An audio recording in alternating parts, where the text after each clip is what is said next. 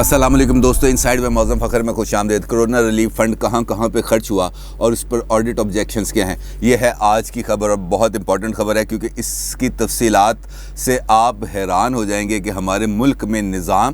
کس طریقے سے چل رہا ہے۔ اور یہ وہ رپورٹ ہے جس کو پبلک اکاؤنٹس کمیٹی کے کہنے کے باوجود آڈیٹر جنرل آف پاکستان نے کمیٹی کے روبرو پیش نہیں کیا تھا، اور وزارت خزانہ اس کے اوپر سانپ بن کے بیٹھ گئی تھی۔ سب سے پہلے یہ کہ اس جو کرونا ریلیف فنڈ ہے، اس کا ٹوٹل والیوم جو ہے وہ 1240 ارب روپے ہے، یعنی کہ 12 خرب 40 ارب روپے پر مشتمل تھا یہ کرونا فنڈ۔ اور یہ جو فنڈ جس کا میں آپ سے ذکر کر رہا ہوں، اس کے اندر وہ والی امداد شامل نہیں ہے جو گرانٹ ان ایڈ کی شکل میں حکومت پاکستان کو موصول ہوئی، وہ رقم اس میں شامل نہیں ہے۔ یہ وہ رقم ہے جو یہاں سے اکٹھی کی گئی تھی اور مختلف ممالک نے یہاں پر ہمیں اس فنڈ کے لیے دیے تھے پیسے۔ وزارت خزانہ نے جو ہے اس کی ڈیٹیلز جو آپ کی خدمت میں پیش کر رہا ہوں کہ 1240 ارب روپے میں سے جو نقد فنڈ ہے، یعنی کہ جو احساس کیش پروگرام کے تحت لوگوں میں تقسیم کیے گئے تھے، اس کے لیے 875 ارب روپے جاری کیے گئے تھے، جس میں سے 510 ارب 10 کروڑ روپے خرچ ہوئے اور 365 ارب روپے وہ خرچ نہیں ہو سکے، وہ فنڈ میں ہی موجود تھے۔ پھر ان 365 ارب روپے جو کرونا ریلیف فنڈ کے لیے مختص تھے، حکومت نے ان پیسوں کو مختلف معاملات پر خرچ کرنا شروع کر دیا جو ادر دین کرونا ریلیف کے لیے استعمال ہوئے۔ مثال کے طور پر یوٹیلیٹی سٹورز کارپوریشن کے لیے 50 ارب روپے اس فنڈ میں سے مختص کیے گئے، جس میں سے 10 ارب روپے خرچ کیے گئے۔ ڈیلی ویجرز کے لیے 16 ارب روپے جاری ہوئے، جبکہ مختص فنڈ میں سے یہ شیئر 200 ارب روپے کا تھا، یعنی کہ ڈیلی ویجرز جو ہمارے جو دیہڑی دار ہیں جو کرونا لاک ڈاؤن کی وجہ سے متاثر ہوئے تھے، ان کو دینے کے لیے 200 ارب روپے کا فنڈ مختص کیا گیا تھا، لیکن صرف 16 ارب روپے اس میں سے جاری کیے گئے۔ پناہ گاہیں، حکومت پاکستان کا یہ ایک منفرد پروجیکٹ ہے، اس کے لیے 150 ارب روپے مختص کیے گئے کرونا ریلیف فنڈ میں سے، اور 145 ارب روپے خرچ ہوئے۔ اور یہ اس کی ڈیٹیلز کے بھی میں آپ کو آگے چل کے بتاؤں گا، لیکن یہ بہت امپورٹنٹ ڈیٹیلز ہیں۔ برآمد کنندگان کے لیے 100 ارب روپے مختص کیے گئے تھے، جس میں سے 86 ارب روپے خرچ کیے گئے۔ کرونا ریلیف پیکج کی مد میں سے ایس ایم ایز جو گھریلو صنعتیں ہیں، جن کو ہم کہتے ہیں اسمال میڈیم انٹرپرائزز یا انٹرپرینیورز، اس کے لیے 51 ارب روپے مختص کیے گئے تھے، اور یہ تمام کے تمام خرچ ہو گئے۔ زرعی شعبے کے لیے 49 ارب میں سے صرف 15 ارب 60 کروڑ روپے خرچ ہوئے۔ ایمرجنسی ریلیف فنڈ کے لیے مختص کیے گئے 100 ارب روپے میں سے 65 ارب 60 کروڑ روپے خرچ ہوئے۔ خوراک اور صحت کی مصنوعات پر ریلیف کی مد میں 15 ارب روپے خرچ کیے گئے۔ پیٹرولیم مصنوعات پر ریلیف کی مد میں 70 ارب روپے۔ بجلی اور گیس میں سبسڈی کی مد میں 56 ارب روپے خرچ کیے گئے، جبکہ 25 ارب روپے NDMA کو دیے گئے، اور گندم کی خریداری پر 280 روپے بھی اسی فنڈ میں سے خرچ کیے گئے۔ تو یہ مجموعی طور پر تقریباً 1345 ارب روپے ہیں جو خرچ کیے گئے ہیں، اور 1240 جو ٹوٹل اماؤنٹ ہے اس میں سے اضافی رقومات خرچ کی گئی ہیں۔ اچھا، جو اس میں آڈٹ آبجیکشنز ہیں وہ بڑی دلچسپ ہیں۔ سب سے پہلی تو یہ آڈٹ آبجیکشن ہے اس کے اندر کہ کرونا ریلیف فنڈ میں سے جو احساس کیش پروگرام تھا، اس کے لیے جو پیسے مختص کیے گئے تھے اور جو باقی مداد میں پیسے خرچ کیے گئے، اس کے لیے کمپیٹنٹ اتھارٹی کی منظوری ہی نہیں لی گئی۔ مثال کے طور پر یہاں پر یہ کہا گیا کہ گندم کی خریداری کے لیے 280 ارب روپے خرچ کیے گئے، اور وہ جو گندم خریدی گئی تھی اس کے لیے جو پیسے ہیں 280 ارب روپے، وہ کرونا ریلیف فنڈ میں سے نکال کر گندم خریدی گئی۔ اور یہ وہی گندم ہے جو پاکستان نے گندم بحران جب آیا تھا لاسٹ ایئر، تو گندم کو امپورٹ کیا تھا۔ اور آپ کو میں یاد دلا دوں کہ اس سال پاکستان کے اندر گندم کی بمپر پروڈکشن ہوئی تھی، اور ساری کی ساری گندم پاکستان سے سمگل کر دی گئی تھی۔ اور اس حوالے سے اس وقت کے جو وزیر خوراک تھے فخر امام صاحب، انہوں نے اسمبلی کے فلور پہ کھڑے ہو کے یہ کہا تھا کہ ہمیں تو جو بتائی گئی تھی فگرز وہ بالکل مختلف ہیں، اور ہمیں پتہ نہیں چلا کہ راتوں رات گندم پاکستان سے کہاں چلی گئی، اور یہ ہمارے لیے بڑا حیران کن واقعہ ہے۔ اور اس کے بعد گورنمنٹ نے گندم کو امپورٹ کرنے کا فیصلہ کیا، اور اس امپورٹ کرنے کے لیے جو پیسے دیے گئے وہ کرونا ریلیف فنڈ میں سے دیے گئے 280 ارب روپے۔ اسی طریقے سے گزشتہ 4 سے 6 ماہ کے دوران جو پیٹرولیم پرائسز ہیں گورنمنٹ نے اس کو ایک لیول پر مینٹین کیا ہوا ہے۔ قیمتوں میں رد و بدل کی سمری ہر مہینے اوگرا بھیجتا ہے، مہینے میں 2 مرتبہ، لیکن پیٹرول کی پرائسز میں رد و بدل نہیں کیا جاتا۔ اور حکومت نے کرونا ریلیف فنڈ میں جو پیسے مختص کیے گئے تھے اس میں سے یہ جو فیول ایڈجسٹمنٹ کی مد میں جو پیسے خرچ کیے ہیں وہ کرونا ریلیف فنڈ میں سے 70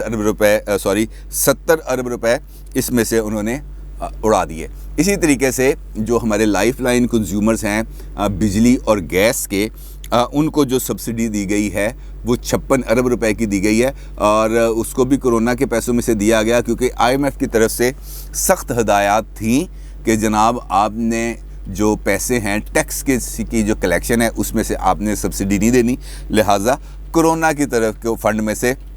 یہ سبسڈی نکال دی گئی۔ اور یہ وہ آڈٹ آبجیکشنز ہیں جو میں آپ کو بتا رہا ہوں کہ اس پر بھی کوئی کمپیٹنٹ اتھارٹی کی طرف سے منظوری ہی نہیں دی گئی، اور یہ صرف تمام جو معاملہ چلا یہ صرف زبانی حد تک معاملے، زبانی احکامات کے اوپر یہ تمام جو ہے پیسے جاری کیے گئے۔ پناہ گاہوں کا معاملہ بڑا دلچسپ ہے جی۔ 150 ارب روپے کی مالیت سے 150 ارب روپے کے بجٹ میں سے 145 ارب روپے پناہ گاہوں پر خرچ ہوئے ہیں، اور اب تک ملک کے اندر تقریباً 200 پناہ گاہیں تعمیر کی گئی ہیں، اور ان میں سے جو بیشتر پناہ گاہیں ہیں یہ کرونا آنے سے پہلے ہی تعمیر کی جا چکی تھیں، لیکن اس کو کچھ اس طریقے سے انہوں نے سیٹل کیا جس کو آڈٹ حکام بھی اب تک نہیں سمجھ سکے کہ اگر پرائم منسٹر فروری 2020 میں اس بات کا اعلان کر رہے ہیں کہ اب تک ہمارے پاس 180 پناہ گاہیں پورے ملک میں تعمیر ہو چکی ہیں، تو جب کرونا آیا تھا مارچ 19 میں، تو مارچ 19 سے جو فروری 2020 تک 180 پناہ گاہوں کا وزیر اعظم نے خود دعویٰ کیا، اور 145 ارب روپے اس کے اوپر خرچ ہوئے۔ تو اگر اس کا ہم رفلی طور پہ دیکھیں تو ہر ایک پناہ گاہ پر تقریباً کوئی 80-90 کروڑ روپے کا خرچہ آ رہا ہے، یعنی کہ ایک پناہ گاہ جو ہمارے شہروں میں تعمیر کی گئی اس کے اوپر 80 سے 90 کروڑ روپے کا خرچہ آیا، اور آڈٹ حکام اس بارے میں سر پکڑ کے بیٹھے ہیں کہ جناب یہ پیسوں کو ہم کیسے ایڈجسٹ کریں، کیونکہ 80-90 کروڑ میں تو آپ کو پتہ ہے کیا سے کیا بن جاتا ہے۔ اب ایسی پناہ گاہیں بنائیں، ضرور بنائیں، اور یہاں پر جو کھانا ہے وہ آتا ہے سیلانی کی طرف سے، جو بجلی ہے وہ سرکار کی ہے، جو زمین ہے وہ سرکار کی ہے، جو کنسٹرکشن ہے اس کے اوپر اگر اتنی کاسٹ ہے تو اس کے اوپر بہت بڑے سوالیہ نشان بن رہے ہیں، اور اس پر پراپرلی تحقیقات بھی ہونی چاہیے کہ یہ کیا معاملہ ہے کہ 145 ارب روپے 180 پناہ گاہوں کی تعمیر پہ اگر خرچ ہوتے ہیں تو اس پر شدید رد عمل ہے۔ اچھا، دوسری بات ہے اس کے اندر جو اور بڑی امپورٹنٹ ہے کہ کرونا لاک ڈاؤن کے دوران جو شعبہ سب سے زیادہ متاثر ہوا تھا وہ تھے ڈیلی ویجرز ہمارے، جو ہم دیکھتے ہیں کہ مختلف جگہوں پر کام کرتے ہیں، تندوروں پہ کام کرتے ہیں، چھابڑی والے ہیں، ریڑھی والے ہیں، دیہڑی دار مزدور ہیں جو عموماً ہم دیکھتے ہیں مختلف چوکوں پہ بیٹھے ہوتے ہیں۔ ان کے لیے جو فنڈ مختص کیے گئے تھے اس میں سے صرف اور صرف 16 ارب روپے خرچ کیے گئے، جبکہ 200 ارب روپے مختص کیے گئے تھے۔ تو یہ جو پیسے اس میں سے جو بچائے گئے وہ تمام کے تمام پیسے خرچ کیے گئے خوراک اور صحت کے معاملات پر، اور پیٹرولیم کے معاملات پر، اور گندم کی خریداری کے معاملات پر، اور جو یوٹیلیٹی سٹورز ہیں، یوٹیلیٹی سٹورز میں سے جو 10 ارب روپے اس میں خرچ کیے گئے کرونا ریلیف فنڈ کے، تو بتایا یہ جا رہا ہے کہ یہ جو 10 ارب روپے ہیں یہ بھی چینی کی سبسڈی کی مد میں خرچ کیے گئے ہیں۔ اور بڑی دلچسپ واقعات ہیں، یہ دلچسپ رپورٹ ہے، اور جس نے اس پورے معاملے کو ایک نیا پنڈورا باکس کی شکل دی ہے، کیونکہ آپ اس میں سے جس ہیڈ میں جائیں گے ڈیٹیلز میں، یہاں سے آپ کو ایک منفرد سٹوری ہی سامنے آئے گی۔ اور آڈٹ آبجیکشنز کو وزارت خزانہ کے اندر جس رپورٹ کو اتنا عرصہ رکھا گیا تو صرف اس وجہ سے رکھا گیا کہ ان آڈٹ آبجیکشنز کو کسی نہ کسی طریقے سے دور منظور کیا جائے اور یہ رپورٹ عوامی سطح پر جب جاری کی جائے تو وہ قابل قبول ہو، لوگ اس پر کچھ زیادہ اعتراضات نہ کریں. لیکن اس کے اندر اتنے بڑے بڑے فلاز ہیں جو میرا خیال ہے کہ وزارت خزانہ کے ماہرین اور جو آڈیٹر جنرل آف پاکستان کے ڈاکٹر ہیں وہ بھی اس کی سرجری پراپر نہیں کر سکے. جسے یہ جو 12 کھرب 40 ارب روپے کا یہ جو قوم کے لیے ایک نیا جو سکینڈل آیا سامنے، یہ بھی ایک بہت ہی بھیانک چہرہ ہمارے سامنے پیش کر رہا ہے کہ ہم کس طریقے سے جو قوم کے پیسے ہیں اس کو ہم ضائع کرتے ہیں اور اس کو کھا پی جاتے ہیں. تو یہ اب آنے والے دنوں کے اندر اس میں سے مزید چیزیں نکلیں گی اور جیسے جیسے کو اور ڈیٹیلز آئیں گی تو انشاءاللہ میں آپ کے ساتھ ضرور شیئر کروں گا. اب آپ کی قیمتی آراء پر بات کرتے ہیں. اقبال رضا چیمہ صاحب کا کہنا ہے کہ میاں نواز شریف صاحب کے بیرون ملک رہنے سے انقلاب نہیں آ سکتا اور نہ ہی ان کی جماعت اس انقلاب کا بوجھ اٹھا سکتی ہے. چیمہ صاحب آپ کی رائے بڑی محترم ہے، لیکن میرا یہ خیال ہے کہ نواز شریف صاحب کے آنے سے بھی انقلاب نہیں آئے گا، نواز شریف صاحب کے جانے سے بھی انقلاب نہیں آئے گا. لیکن جو ایک سوچ اس وقت پیدا ہوئی ہے، کل کو آپ بھی جب اس کا حصہ بنیں گے، جب آپ بھی طاقتوروں کے ہاتھ سے آپ کو بھی تکلیف پہنچے گی، آپ سے جماعت معذرت کے ساتھ پی ٹی آئی کی بات میں کر رہا ہوں، تب آپ کو پتہ چلے گا کہ یہ انقلاب کیوں نہیں آ رہا. معاملہ یہ ہے کہ جب ہم آپس میں ہی سب دست و گریباں رہیں گے، جب تک ہم اس بات کی کوشش نہیں کریں گے کہ پاکستان کے اندر رول آف لا ہو، یہاں پر عوام کی حق حکمرانی کو بحال کیا جائے، اس وقت تک یہ ملک واقعتاً ترقی نہیں کر سکتا. جس طریقے سے بھی میں نے آپ کو ڈیٹیلز دی ہیں، کیا ملک کے نظام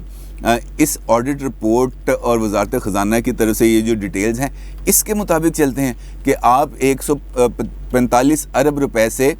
200 پناہ گاہیں بنائیں اور آپ خود اندازہ لگائیں کہ اگر ایک پناہ گاہ بنانے میں 80-90 کروڑ روپے کا خرچہ آتا ہے تو پھر تو لٹ گیا کام نا، پھر تو کچھ چیز بچتی نہیں ہے اس ملک میں. اور ایسی صورت میں جب ہر ایک چیز آپ کو سپانسرڈ ہو تو پھر تو انقلاب کو تو آنے سے کوئی نہیں روک سکتا. جہاں تک ان کی جماعت کا تعلق ہے، وہ میرا خیال ہے اس انقلاب کا بوجھ برداشت کر رہی ہے، جیل بھی جا رہی ہے، مقدمات کا بھی سامنا کر رہی ہے، اپنی جماعت کو انٹیکٹ رکھنے کی بھی کوشش کی جا رہی ہے. جس حد تک وہ برداشت کر سکتے ہیں اس وقت تک وہ برداشت کر رہے ہیں. شفیق عاصم جی صاحب کا یہ کہنا ہے کہ مسلم لیگ نون کی مقبولیت شہباز شریف صاحب نے کھڈے لائن لگا دی ہے، پتہ نہیں شہباز شریف کو کیا ہو گیا. شفیق صاحب، میرا نہیں خیال کہ مقبولیت کو شہباز شریف صاحب نے کھڈے لائن لگایا. اصل میں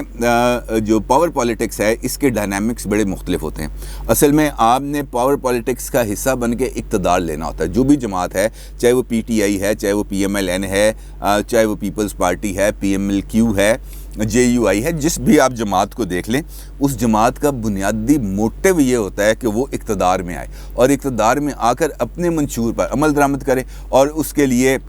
وہ انتخابات کے عمل میں بھی آتے ہیں اور اپنی سیاسی سوجھ بوجھ کے مطابق فیصلے بھی کرتے ہیں. نون لیگ کے اندر اس وقت معاملہ یہ چل رہا ہے کہ ایک لیڈر یہ کہتا ہے کہ ہمیں اسٹیبلشمنٹ کے ساتھ گفتگو کر کے بات چیت کر کے اپنے لیے پولیٹیکل سپیس کو جنریٹ کرنا چاہیے، جبکہ دوسرا لیڈر جو مرکزی لیڈر ہے وہ یہ کہتا ہے کہ ہمیں اسٹیبلشمنٹ پر دباؤ بڑھا کر اپنے بیانیے کی طاقت سے لوگوں کی سپورٹ کے ساتھ اپنے لیے پولیٹیکل گراؤنڈ کو حاصل کرنا چاہیے، کیونکہ اس صورت میں ہم جو پولیٹیکل گراؤنڈ اور پولیٹیکل سپیس حاصل کریں گے وہ واپس ہم سے کوئی بندہ ریٹریو نہیں کر سکتا. تو یہ ہے انفیکٹ ایک سوچ